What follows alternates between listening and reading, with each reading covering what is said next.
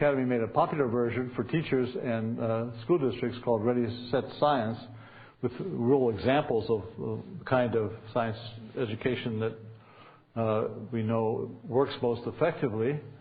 And these important reports claim that students who are proficient in science should be expected to know 4 strands of science education. Each of these strands of science education are judged to be of equal importance. And the first strand is to know, use, and interpret scientific explanations of the natural world. The second is to generate and evaluate scientific evidence and explanations. The third is to understand the nature and development of scientific knowledge. And the fourth is to participate productively in scientific practices and discourse, scientific argumentation.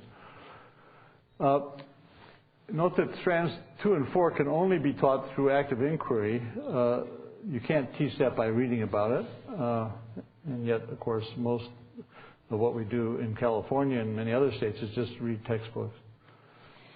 So some advantages of meeting this challenge are, first of all, I believe we could retain the curiosity and energy for learning that young children bring to kindergarten through all their years of schooling. I have grandchildren in school, and I guarantee you we're not doing that now in science class. Second, give many more children a chance to excel at something in the classroom, which is critical for their motivation. And this gets to the problem we have with inner city schools, where who wants to be always at the bottom of your class? It's not very motivating.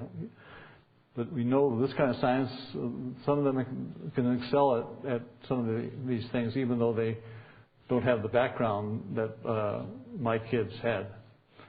We want to create a nation of can-do problem solvers. If we're going to be competitive with China, which is moving really fast, and other nations, we're going to have to do this. And last but not least, I'm really just dismayed by the nature of the dialogue on television now, and we need to insulate the next generation from the scams, internet scams, TV rant, and talk radio. I think it's very discouraging that we're threatening to becoming a irrational society. So the good news is this definition of science education precisely fits the needs for workforce skills that have been widely expressed by U.S. business and industry. I just have this wonderful book by Ray Marshall and Mark Tucker called Thinking for a Living. It interviewed all these human resources departments for various industries and summarized what the modern industry needs from high school graduates. A high capacity for abstract conceptual thinking, the ability to apply that capacity for abstract thought to complex real-world problems, including problems that involve the use of scientific and technical knowledge that are non-standard, full of ambiguities, and that have more than one